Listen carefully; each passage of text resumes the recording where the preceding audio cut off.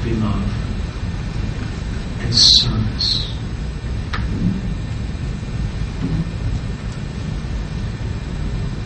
Egotism of thinking oneself very great only agitates the mind because there's always so much competition.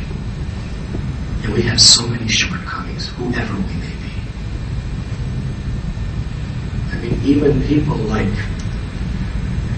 Hitler and other powerful dictators who were controlling the destiny of millions. Internally, they were egomaniac. He was an egomaniac. But he was terribly insecure and unstable.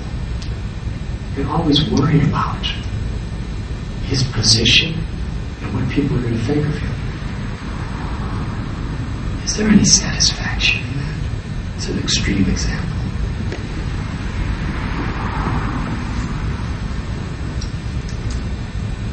A virtue which is divine is humility. A person who could do great things and maintain humility of the heart, charity of the heart, goodness of the heart, is a person who could actually make a difference in people's lives in a very, very positive way.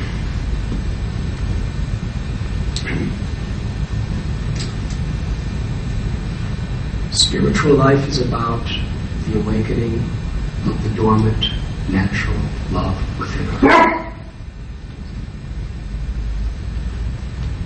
In today's world, how people exploit, even the name of religion, to speak of everything else, for their own selfish purposes. Jesus said you can judge a tree by its fruit. The tree is the rituals. The tree is the belief system. But the fruit is the qualities and the character that is developed through the process.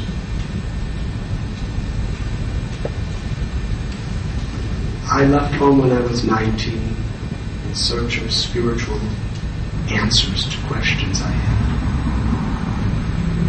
I was born and raised in a wealthy family in a northern suburb of Chicago, and I had so many opportunities that were on a silver platter for me to accept if I so wanted. I was going to college,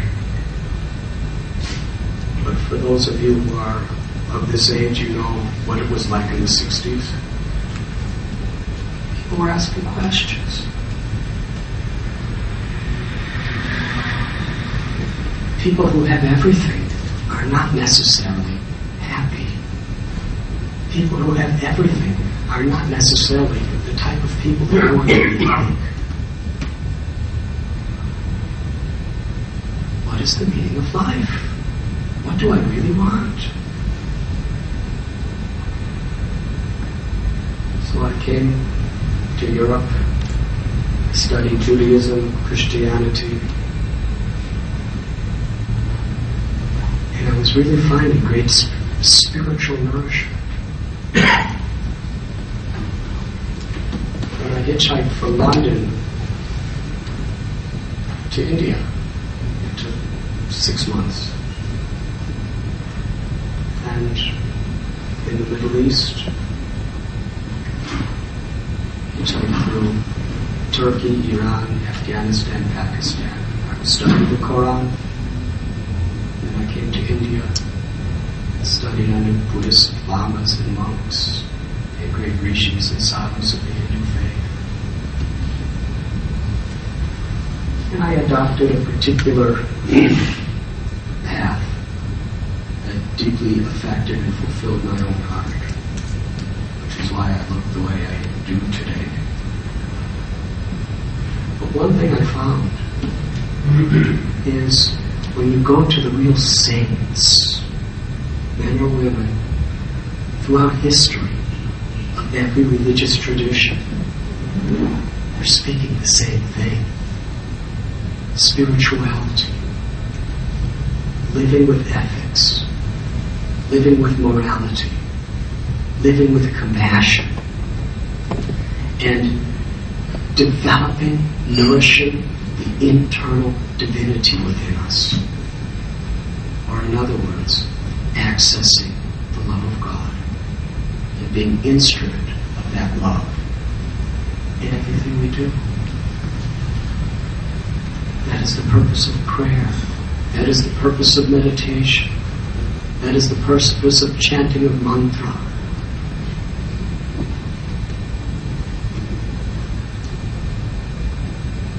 It is tuning into that energy, that divine energy to nourish our hearts that is within us and around us. And to be better human beings and instruments of God's love. That's the purpose of all religions. And to realize the eternality of our consciousness beyond the transformations of this body and mind. How is it that in the name of religion and God, people are developing bigotry, sectarianism, hatred, which impels them to persecute, to even kill? Does that have anything to do with spirituality or religion? Absolutely nothing. It's just exploiting the name, the ritual, and the form for the purpose of people's own conditioned, egoistic concepts.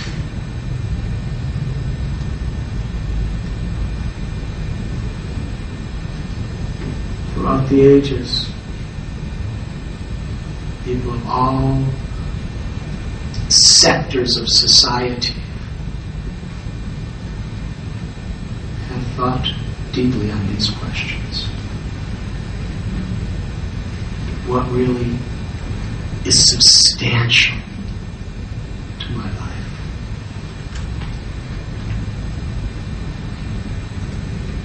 To have a spiritual foundation, these types of principles, and then to build our life, our occupation, our domestic needs upon this foundation.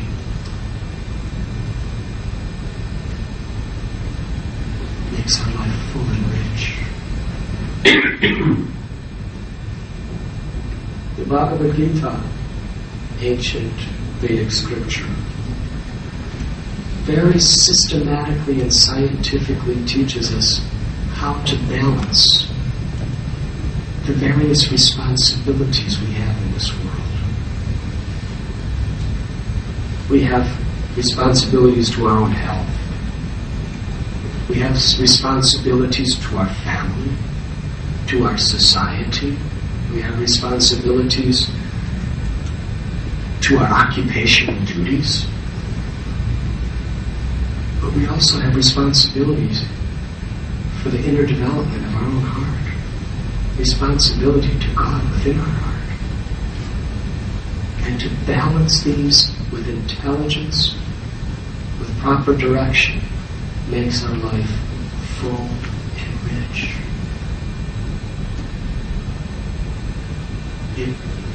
If we neglect any of these principles, the richness of our life becomes imbalanced.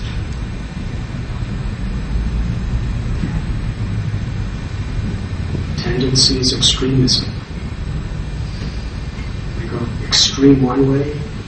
We either go to live in the caves of the Himalayas, or we just become just totally engrossed in acquisition of wealth. Either we become atheists, or we become fanatical religious.